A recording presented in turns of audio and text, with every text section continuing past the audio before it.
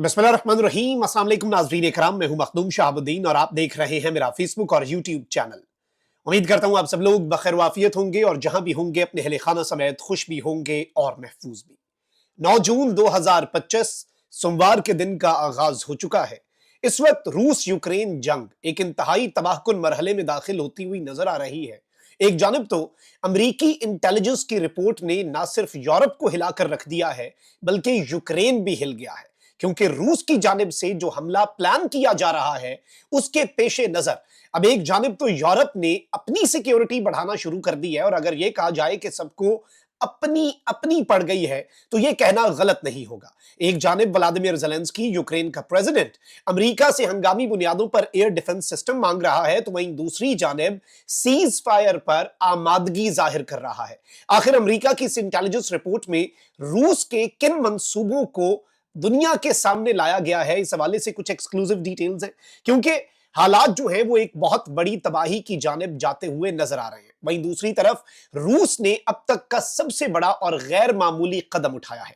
रूस ने nuclear bomber तैयारे जो हैं वो तैनात किए हैं, और ये तैयारे सिर्फ यूक्रेन के लिए अब खतरा नहीं है। रूस अब जो करने जा रहा है ये उसकी जानिब एक बहुत बड़ा और वाज़ेह इशारा है कि in the coming days what Russia is going to do. ये इस एक इकदाम से हमें समझ आ जाती है, क्योंकि एक जानिब रूस यूरोप को मैसेजेस कन्वे कर रहा है अपने इकदामात से, अपनी खामोशी से, तो वहीं दूसरी जानिब अब अमेरिका जो है वो भी हाई अलर्ट पे आ चुका है। ये सारी खबरें एक एक करके डिस्कस कर लेते हैं। सबसे पहले तो नाज़रीन इकराम, यूक्रेन ने ये वार्निंग जारी की और दुनिया को बताया है कि भाई रशिया जो है ना वो अपनी नीयत जो उसकी थी यूक्रेन के हवाले से और यूक्रेन की टेरिटरी के हवाले से, अपनी उस नीयत से पीछे नहीं हटा। रूस का अभी भी वही मकसद है, रूस का अभी भी वही ऑब्जेक्टिव है कि यूक्रेन के मुख्तलिफ इलाके जो हैं उनके ऊपर कब्जा कर लिया जाए। और इस हवाले से मैं आपको पिछले व्लॉग में बता चुका हूं कि रूस जो है वो पहली मर्तबा कुछ नए रीजन्स के अंदर भी अपने टैंक्स की पूरी पूरी बटालियन जो है वो दाखिल कर चुका है,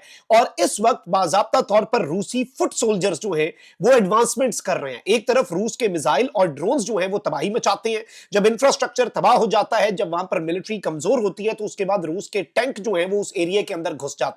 और आपको मालूम होना चाहिए कि जो इस्तांबुल के अंदर पीस टॉक्स थी, उनमें भी रूस यही बात करता था कि सीज फायर हो जाएगा, लेकिन जिन एरियाज पर हमने अपना क्लेम कर लिया है, जिन एरियाज को हमने कब्जे में ले लिया है, यूक्रेन उन एरियाज से दस्तबरदार हो जाए। अब रूस जो है उसने 3.5 साल में इतनी एडवांसमेंट्स नहीं की जो अब रूस ने पिछले चंद दिनों के अंदर की है। लेकिन इसके साथ ही साथ एक तरफ यूक्रेन जो है वो अब बाज़ाब्ता तौर पर व्लादिमीर ज़ेलेंस्की जो है उसने एक वीडियो बनाई, अमेरिका को कहा कि फौरी तौर पर जो अप्रूवल है वो 2 एयर डिफेंस सिस्टम का, क्योंकि रूस ने हमें नहीं छोड़ना, रूस ने हमारा कुछ नहीं छोड़ना। और ये जो खार्किव शहर के ऊपर अब तक का 3.5 साल का सबसे बड़ा हमला हुआ है। इंटरेस्टिंगली मसला यह है कि इतने ज्यादा हमले, इतनी बड़े पैमाने पर यूक्रेन की तबाही और यूक्रेन के एरियाज पर कब्जा, जो असल में मैटर करता है ना जंग में, कि आप किसी के एरिया 10 मील भी अंदर घुस गए, आपने एरिया टेरिटरी जो है उसे क्लेम कर लिया। अब इस सब में, इस सब के तनाजुर में अगर आप देखें तो रूस तो अभी तक कह रहा है कि हमने बड़े वाला हमला जो ऑपरेशन स्पाइडर वेब का बदला है वो लिया ही नहीं, हम तो बस 3.5 साल से जो जंग चल रही है उसी को आगे लेकर चल रहे हैं। जंग में कभी बड़े इकदाम भी होते हैं, हमने बस वो शुरू कर दिए हैं। अभी तक हमने स्पाइडर वेब का बदला नहीं लिया, अभी तक हमने क्रीमिया और रूस का जो ब्रिज है उसे अंडर वाटर सैबोटाज अटैक जो है उसके जरिए उड़ाए जाने का बदला नहीं लिया। अब इस सारी सूरत हाल के अंदर एक तरफ व्लादिमीर ज़ेलेंस्की अमेरिका को कह रहा है कि फौरी तौर पर हमें एयर डिफेंस सिस्टम जो है उसकी अप्रूवल दो, तो वहीं दूसरी जानिब अब मैं आपको यह बता दूं कि स्काई न्यूज रिपोर्ट कर रहा है, Zelensky says that we are ready for a ceasefire. Vladimir Zelensky ने कहा है कि हम सीज फायर के लिए तैयार हैं, और इसने बेसिकली एबीसी न्यूज को एक इंटरव्यू दिया है, और इस सब के अंदर इसने कहा है कि जी सिर्फ और सिर्फ जो हार्ड प्रेशर है ना वो जब आप रूस के ऊपर अब आप लगाएं और आप रूस को प्रेशराइज करें, और वॉशिंगटन जो है वो भी सबके अंदर शामिल हो, और यही सिर्फ और सिर्फ पुतिन जो है उसे टेबल पर ला सकता है सीज फायर के लिए। हम तो सीज फायर के लिए तैयार हैं, लेकिन पुतिन इस वक्त नहीं आ रहा, और वॉशिंगटन यानी कि ट्रंप एडमिनिस्ट्रेशन जो है वो उस तरह से प्रेशर एग्जर्ट नहीं कर रही। और ऑब्वियसली आपको पता है ट्रंप इस मामले से थोड़ा सा पीछे हटा हुआ है, और यूरोप जो है वो एक फुल स्टेक होल्डर है, वो यूक्रेन के साथ था, वो यूक्रेन के साथ है, और वो यूक्रेन के साथ खड़ा होता हुआ नजर आ रहा है। जर्मनी के डिफेंस का जो कमांडर है उसने कह दिया कि 2029 में तो रूस ने हमारे ऊपर डायरेक्ट हमला कर देना है, अपना एयर डिफेंस मजबूत बनाओ, जेरे जमीन बंकर बनाओ, यानी यूरोप जो महफूज महफूज तरीन समझा जाता है, उसके अंदर बंकर्स की जरूरत दोबारा से पड़ गई है। ये कितना खतरनाक मामला है। तो ये चीजें जो हैं ये लॉन्ग टर्म भी हैं। अब इस सारी सूरत हाल में आपको मैं ये बता दूं कि इसमें ज़ेलेंस्की बार-बार अमेरिका को पुकार रहा है और अब उसने कहा है कि I am convinced that the president of the United States has all the powers and enough leverage to step up. यानी अमेरिका के सदर के पास मुझे यकीन है कि इतनी ताकत है और इतनी लेवरेज है कि वो आकर मामला जो है वो हल करा सकता है और जंगबंदी की मेज पर कम से कम डिस्कशन के लिए रूस को वो फोर्स कर सकता है। तो अब व्लादिमीर ज़ेलेंस्की ये बातें भी करने पर आ गया है। वहीं दूसरी जानिब मैं आपको ये बता दूं कि अमेरिका की इंटेलिजेंस एजेंसीज हुए उनकी रिपोर्ट के मुताबिक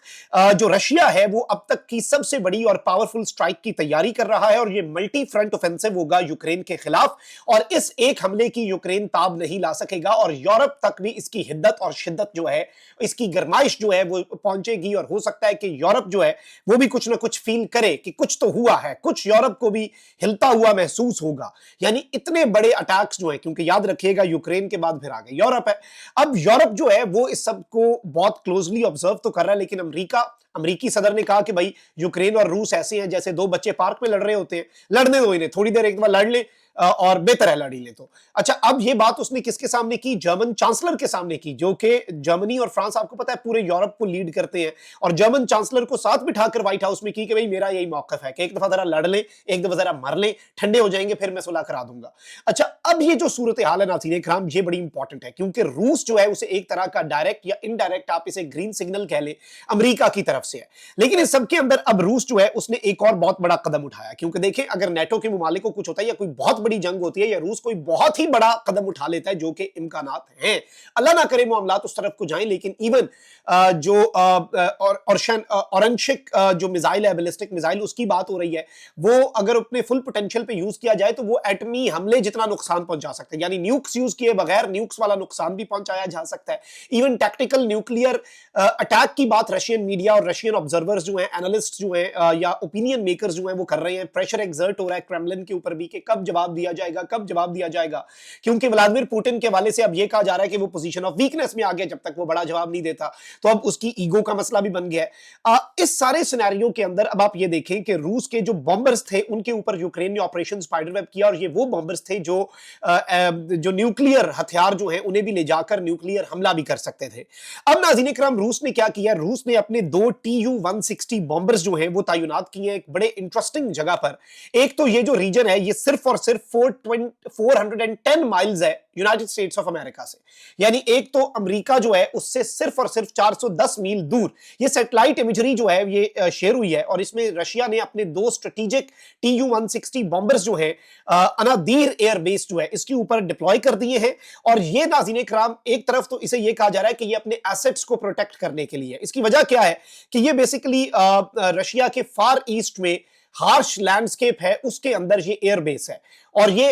एक रिमोट लेकिन इंतहाई क्रूशल कंपोनेंट है रशिया की मिलिट्री स्ट्रैटेजी का, क्योंकि इस एरिया के तरफ ना कोई रोड जाती है इस एयरबेस को, ना इस एयरबेस की तरफ कोई आप कह लें कि रेलवे ट्रैक जाता है, यानी जमीन से आप यहां तक नहीं पहुंच सकते। फजाई, और ऑब्वियसली आपको पता है जैसे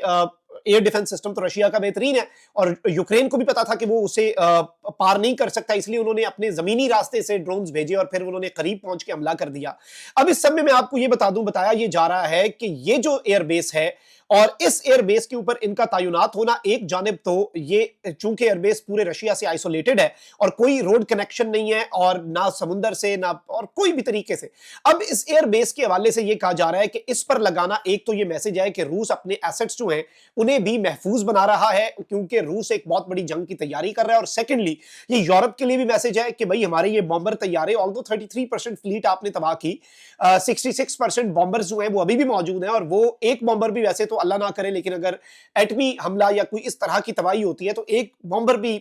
इनफ होता है बड़ी तबाही मचाने के लिए। लेकिन चूंकि रशियन पर्ल हार्बर का अभी तक रूस ये कहता है बदला नहीं लिया, और अब ये स्टेप उठाना और अमेरिका से सिर्फ 410 मील के फासले पर दूर दराज इलाके के अंदर 2 बॉम्बर्स जो हैं उनका तैनात होना एक बहुत क्लियर कट मैसेज करार दिया जा रहा है आलमी दुनिया की तरफ से। अपना बहुत ख्याल रखें। निगरान पाकिस्तान जिंदाबाद।